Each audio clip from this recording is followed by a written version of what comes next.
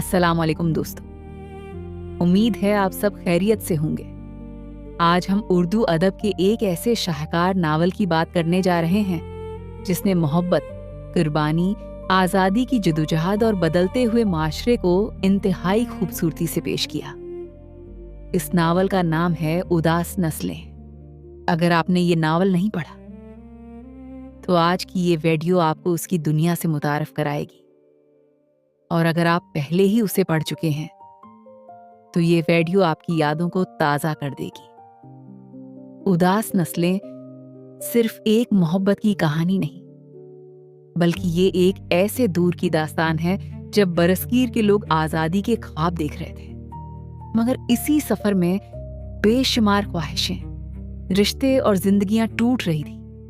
Novel हमें ये एहसास दिलाता है कि तारीख सिर्फ जंगों और सियासत से नहीं बनती, बल्कि आम इंसानों के ख्वाब, मोहब्बतें, दुख और कुर्बानियां भी तारीख का हिस्सा होती हैं।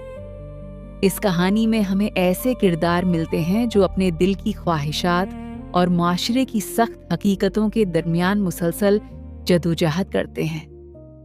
हर किरदार अपने वक्त के हालात का आईना है और हर मोड़ पर कारी को ये सोचने पर मजबूर करता है कि वक्त किस तरह इंसानों को बदल देता है।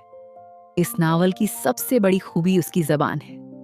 अल्फाज उतने खूबसूरत और असर अंगेज हैं कि कारी खुद को इस ज़माने में महसूस करने लगता है।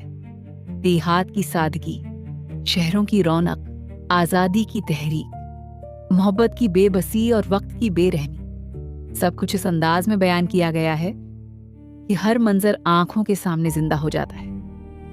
ये नावल हमें ये भी सिखाता है कि हर नस्ल अपने ख्वाब लेकर पैदा होती है, लेकिन हालात हमेशा इन ख्वाबों को पूरा नहीं होने देते।